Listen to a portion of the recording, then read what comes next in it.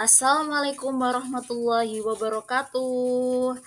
Di sini saya akan mempresentasikan mata kuliah pendidikan multikultural sebagai tugas UAS. Selamat menyaksikan. Nah, selanjutnya yaitu terdapat pengertian multikultural.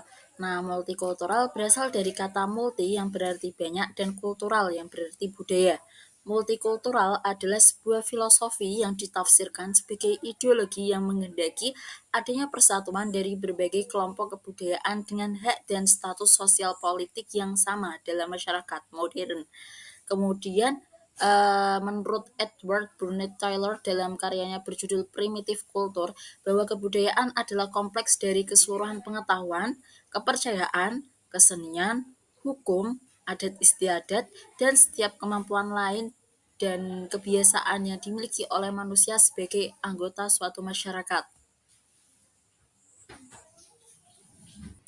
Selanjutnya yaitu terdapat budaya. Nah, kebudayaan dibagi menjadi dua bentuk, yaitu yang pertama kebudayaan materi. Kebudayaan materi merupakan suatu kebudayaan yang meliputi segala sesuatu yang diciptakan dan digunakan oleh manusia dan mempunyai bentuk yang dapat dilihat dan diraba yang memiliki nilai lisan.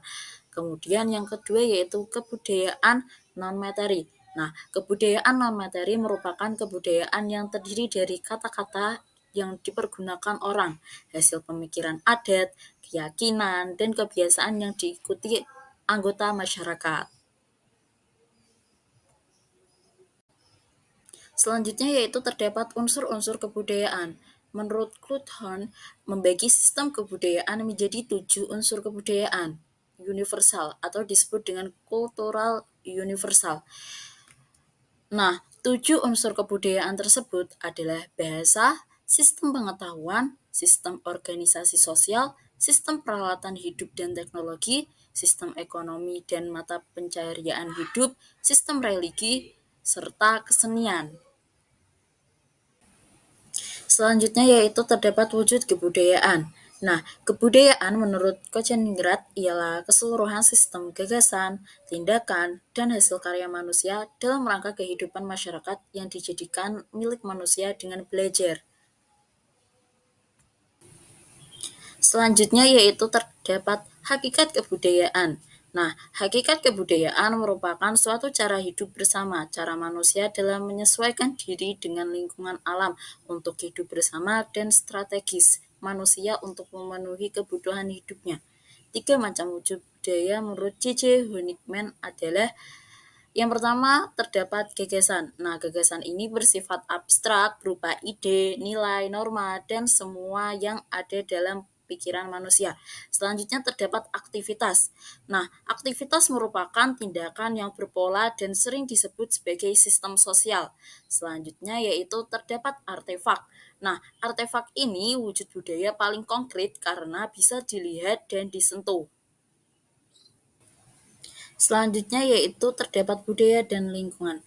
Nah, hubungan antara budaya dan lingkungan yaitu budaya tidak bisa dipisah terhadap suatu lingkungan tersebut. Budaya sangat erat dengan lingkungan untuk hubungan yang saling melengkapi terhadap manusia. Begitupun manusia yang selalu menggunakan aktivitasnya dengan sosial budaya yang ada di lingkungan mereka.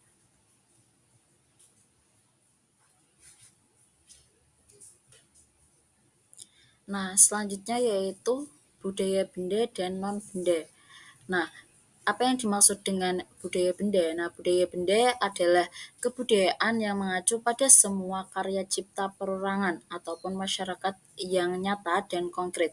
Sedangkan non-benda yaitu kebudayaan yang mengacu pada semua karya cipta perorangan ataupun masyarakat yang berbentuk abstrak, diwariskan dari generasi ke generasi.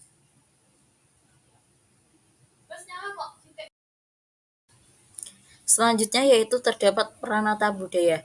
Nah, peranata kebudayaan adalah sistem yang menata proses dan kegiatan kebudayaan secara resmi. Nah, isi kebudayaannya mencakup yang pertama terdapat ajaran tentang keyakinan, kemudian tentang kebudayaan itu sendiri, kemudian nilai budaya. Nah, selanjutnya yaitu terdapat pengertian pendidikan multikultural.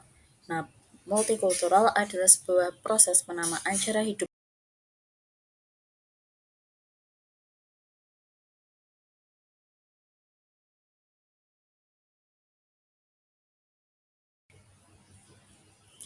Selanjutnya yaitu dasar pendidikan multikultural. Nah, dasar dari pendidikan multikultural yaitu yang pertama sadar keragaman budaya. Dua, gerakan pembaruan pendidikan. Nah, gerakan pembaruan pendidikan terbagi menjadi tiga, yaitu kesenjangan dalam kesempatan, ketidakadilan dalam kesempatan, diskriminasi kesempatan. Nah, yang ketiga yaitu proses pendidikan berlangsung.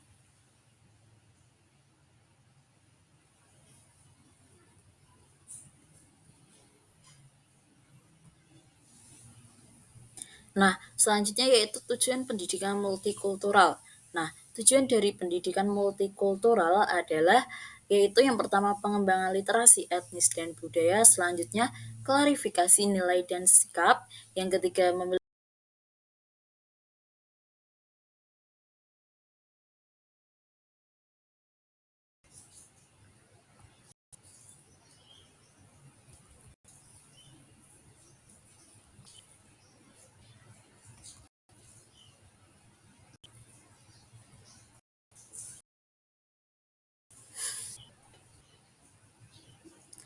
selanjutnya yaitu terdapat fungsi pendidikan multikultural. Nah, fungsi pendidikan multikultural yang pertama yaitu memberi konsep diri yang jelas, kemudian yang kedua memberi pemahaman.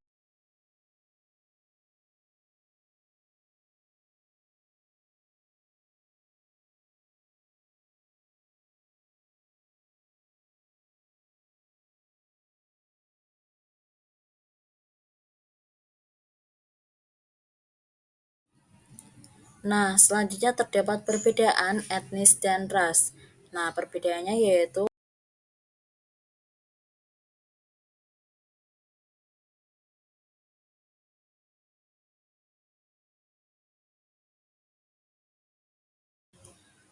selanjutnya yaitu terdapat teori pendidikan multikultural menurut Horace Kellan, bahwa Horace Kellan mengemukakan teori kultural pluralism yaitu jika budaya suatu bangsa memiliki banyak segi, nilai-nilai, dan lain-lain. Budaya itu dapat disebut pluralisme budaya. Teori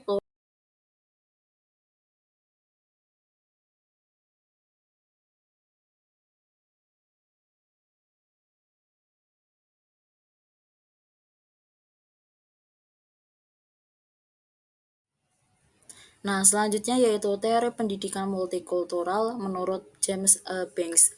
Menurut James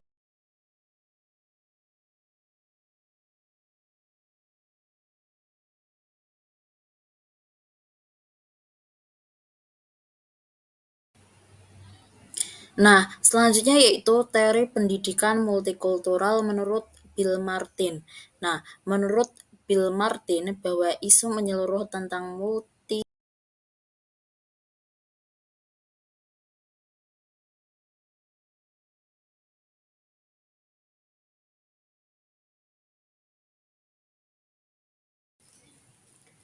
Selanjutnya yaitu teori pendidikan multikultural menurut Martin J. Beck Mastutik. Mastutik mengatakan bahwa teori multikulturalisme meliputi berbagai hal yang semuanya mengarah kembali ke liberalisasi pendidikan dan politik.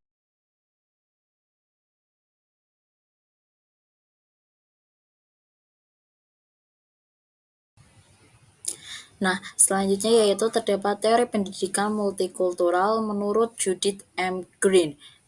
Judith M. Green menunjukkan bahwa multikulturalisme bukan hanya di Amerika Serikat.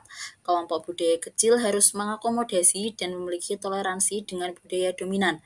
Amerika memberi tempat perlindungan dan memungkinkan kelompok kecil itu mempengaruhi kebudayaan yang ada. Secara bersama-sama, kelompok tersebut memperoleh kekuatan dan kekuasaan untuk membawa perubahan dan peningkatan dalam ekonomi, partisipasi politis, dan media massa. Untuk itu diperlukan pendidikan dan lewat pendidikanlah Amerika meraih kesuksesan terbesar dalam transformasi. Dan sejak kelahirannya, Amerika selalu memiliki masyarakat multikultural yang telah bersatu lewat perjuangan, interaksi, dan kerjasama.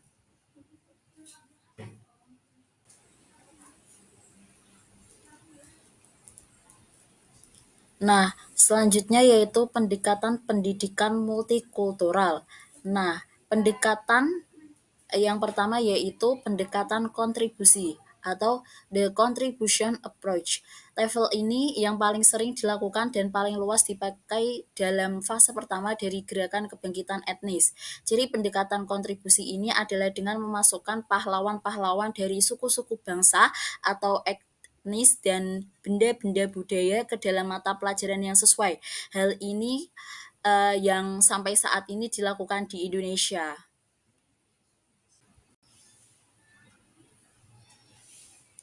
Nah, pendekatan pendidikan multikultural yang kedua yaitu pendekatan aditif atau additive approach. Pada tahap ini dilakukan penambahan materi, konsep,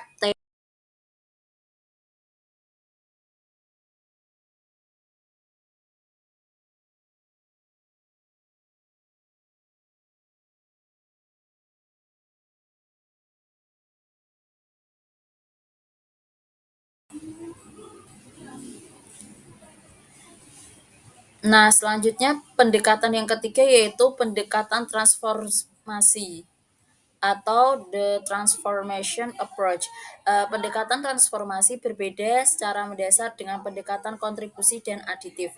Pada pendekatan transformasi mengubah asumsi dari kurikulum dan menumbuhkan kompetensi siswa dalam melihat konsep, isu, tema, dan problem dari beberapa perspektif dan sudut pandang etnis. Nah, pendekatan selanjutnya yaitu pendekatan aksi sosial atau the social action approach, mencakup semua elemen dari pendekatan transformasi, namun menambah komponen yang mempersyaratkan siswa membuat aksi yang berkaitan dengan konsep, isu, atau masalah yang dipelajari dalam unit.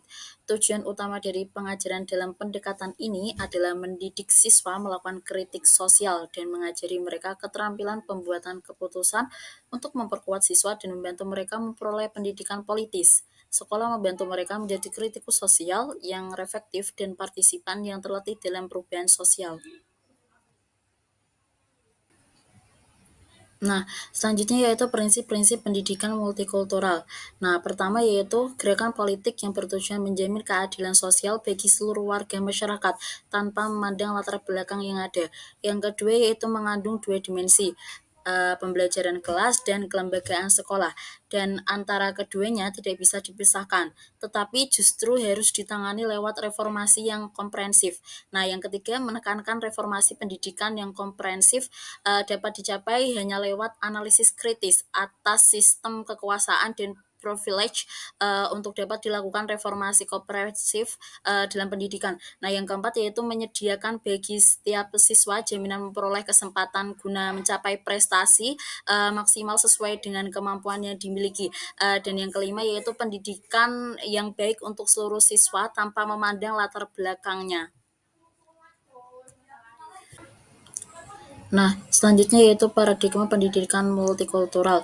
Nah, paradigma pendidikan multikultural mencakup satu masyarakat memiliki hak kesetaraan pendidik bagi setiap warga, dua transformasi aktif, tiga transformasi kesadaran, empat upaya mempersempit kesenjangan, dan lima membangun jembatan antara kurikulum.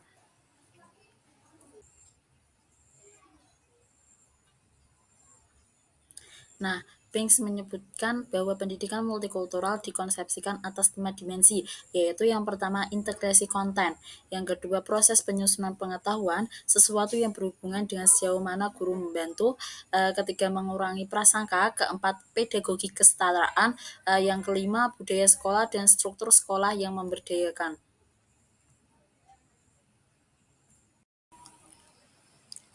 Bentuk dan model pendidikan multikultural. Yang pertama, mengembangkan pemahaman yang mendasar tentang proses menciptakan sistem dan menyediakan pelayanan pendidikan yang setara.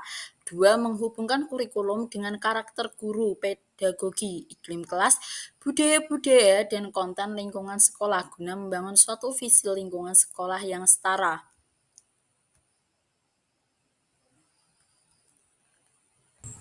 Nah, ada pun sasaran pendidikan multikultural yang pertama yaitu pengembangan identitas kultural, dua hubungan interpersonal, dan tiga memberdayakan diri sendiri. Nah, kompetensi kultural yaitu mencakup kompetensi individu, kompetensi kultural, dan proses pengembangan kompetensi. Nah, selanjutnya yaitu terdapat karakteristik Indonesia sebagai masyarakat multikultur.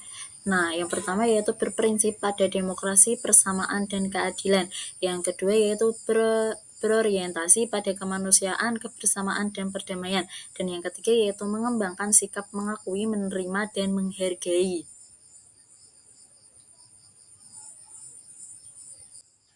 Nah, karakteristik pendidikan multikultural di berbagai negara.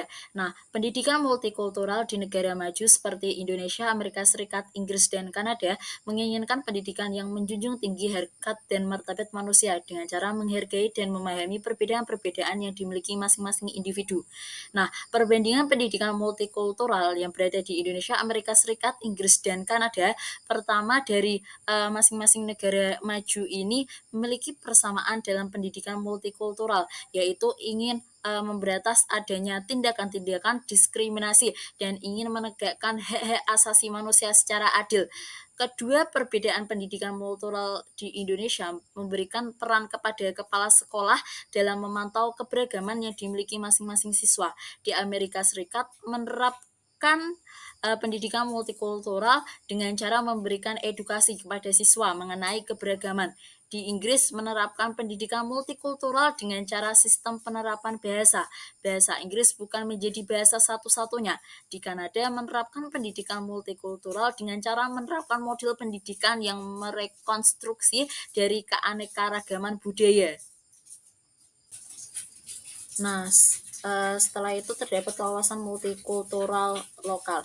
Nah, identifikasi budaya lokal merupakan identifikasi budaya yang bersifat langsung, dekat, dan secara fisik ada di sekelilingnya. Budaya ini biasanya dikenalkan oleh keluarga dan kerabat dekat dan biasanya berwujud perilaku pembudayaan. Contoh dari pembudayaan ini yaitu perilaku gender yang terkait dengan perilaku maskulin dan feminin yang ternyata bukan didasarkan oleh faktor biologis melainkan pembudayaan.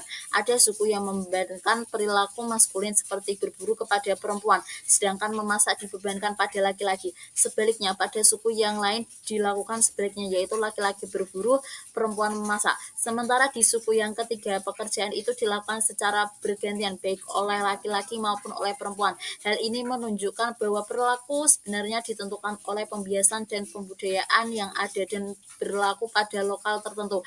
Disadari atau tidak, seseorang dibesarkan dan menggunakan budaya lokal yang ada di sekitar dirinya. Nah, wawasan multikultural nasional. Selain memiliki identifikasi budaya lokal, seorang individu juga memiliki identifikasi budaya nasional yang perlu dipahaminya. Identifikasi budaya nasional merupakan identifikasi yang memerlukan pemahaman dan komitmen pada ideologi negara dan bangsa. Sebagai warga Pancasila dan tinggal bersama dalam wadah negara memerlukan ide yang dapat mempersatukan berbagai identitas budaya lokal itu dalam bentuk identitas budaya nasional. Ada dua ide yang perlu dimiliki setiap warga negara Indonesia, yaitu persatuan dalam perbedaan atau wawasan kebangsaan atau nasional, dan perbedaan dalam persatuan atau Bhinneka Tunggal Ika.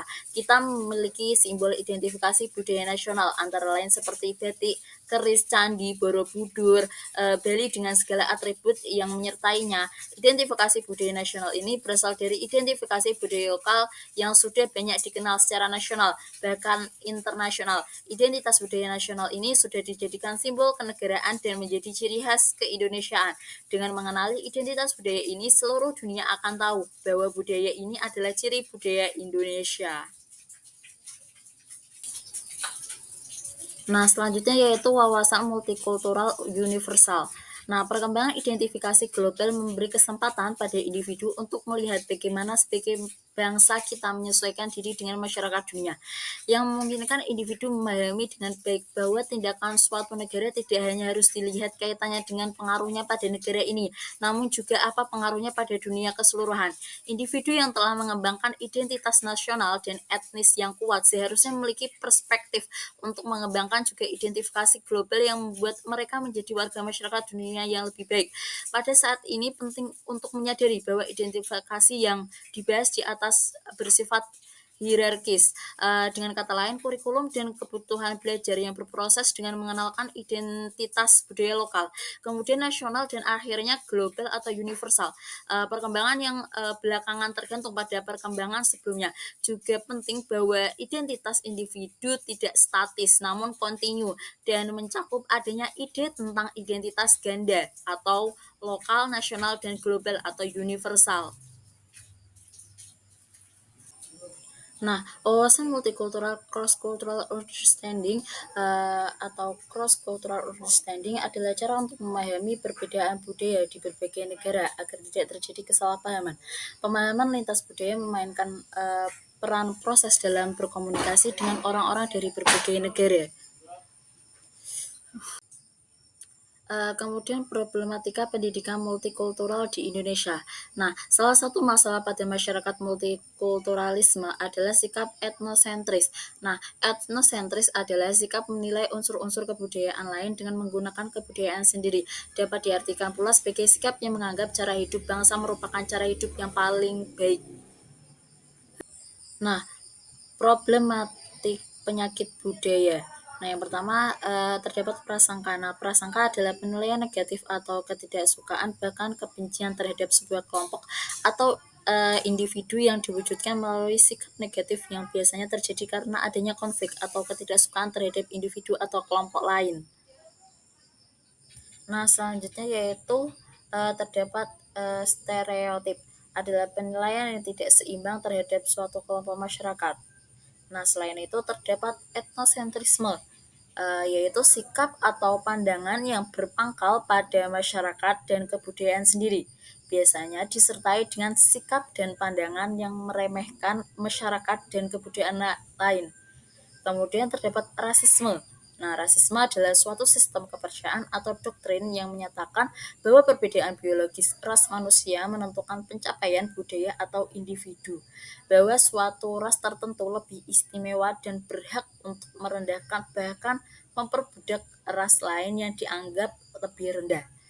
Nah, selanjutnya yaitu diskriminasi. Nah, diskriminasi adalah sikap membedakan secara sengaja terhadap golongan-golongan yang berhubungan dengan kepentingan tertentu. Nah, yang terakhir yaitu scapegoating adalah perilaku yang menyalahkan orang lain atas kesalahan diri sendiri atau bisa disebut dengan kambing hitam. Nah, yang selanjutnya yaitu problematika pembelajaran pendidikan multikultural.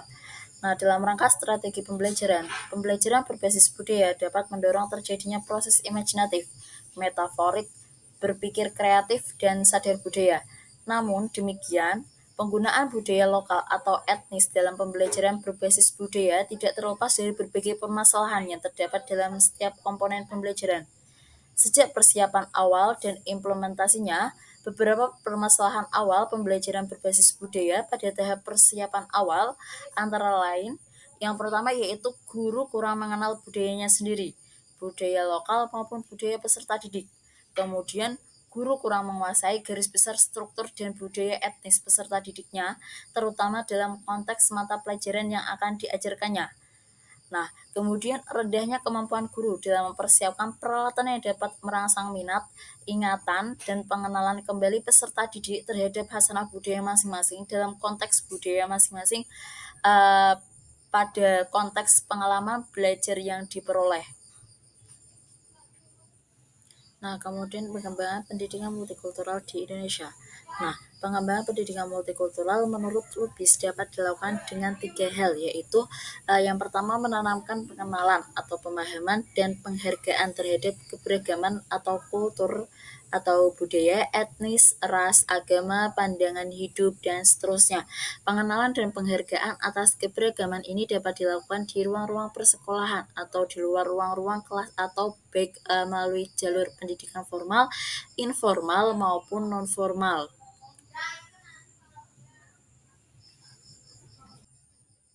Nah, yang kedua yaitu menghindari pandangan-pandangan yang menganggap bahwa kelompok yang satu lebih unggul dari kelompok yang lain. Hal ini berarti bahwa perlu dikembangkan dalam dunia pendidikan adalah sikap dan pandangan egalitarian atau nilai-nilai kemanusiaan. Kemudian yang ketiga yaitu menumbuhkan dan membiasakan sikap dialogis. Nah, terjalinnya dialog dapat menghindari adanya konflik. Dialog amat dibutuhkan di tengah-tengah kehidupan masyarakat yang plural. Dialog merupakan jembatan bagi interaksi di antara kelompok-kelompok yang berbeda. Sikap dialog ini mesti dikembangkan sedini mungkin di dunia pendidikan. Nah, selanjutnya yaitu prinsip pengembangan pendidikan multikultural di Indonesia. Nah, bentuk pengembangan pendidikan multikultural dapat berbeda-beda tiap negara, tergantung masalah yang dihadapi negara tersebut. Pengembangan pendidikan multikultural di Indonesia berbentuk yang pertama penambahan materi multikultural berupa pemberian budaya yang ada di tanah air atau negara-negara lain. Pesan multikultural bisa dititipkan pada semua bidang studi, tapi pengajaran ilmu pengetahuan sosial mungkin lebih mengajarkan multikultural daripada pembelajaran lain. Nah, yang kedua yaitu berbentuk bidang studi yang berdiri sendiri. Hal ini bertujuan agar pendidikan multikultural sebagai ide yang terencana dan sistematis. Nah, yang ketiga yaitu berbentuk program dan praktek terencana dari lembaga pendidikan. Pendidikan multikultural tidak dapat diaktualisasikan dengan satu bidang studi saja, karena pendidikan multikultural berkaitan dengan tuntutan, kebutuhan, dan apresiasi. Nah, selanjutnya yaitu kurikulum yang berhubungan dengan pengalaman kelompok etnis. Nah, yang yaitu total school reform atau reformasi kurikulum. Selanjutnya yaitu gerakan persamaan. Pendidikan multikultural perlu dimasyarakatkan dalam kehidupan sehari-hari. Hal ini perlu dihimbau lewat media apapun. Gerakan ini misalnya adanya kampung bineka di Papua. Kemudian yaitu proses. Sebagai proses, maka tujuan pendidikan multikultural berasal dari keadilan sosial, persamaan, dan demokrasi.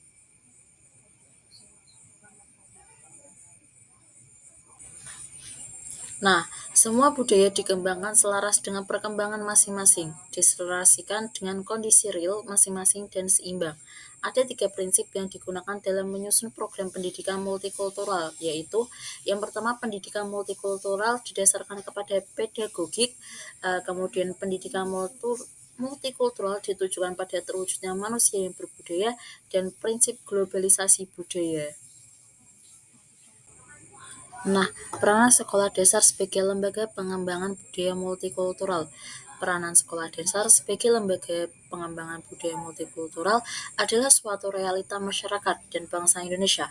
Realita tersebut memang berposisi sebagai objek dalam proses pengembangan, perencanaan, dan pelaksanaan pendidikan, termasuk di dalamnya pendidikan multikultural. Tetapi posisi sebagai objek yang terabaikan dalam pengembangan, perencanaan, dan pelaksanaan pembelajaran ini berubah menjadi subjek yang menentukan dalam implementasinya. Sekalipun sebenarnya multikultural menjadi penentu dalam implementasi, tetapi tetap tidak dijadikan landasan ketika guru mengembangkan pembelajaran.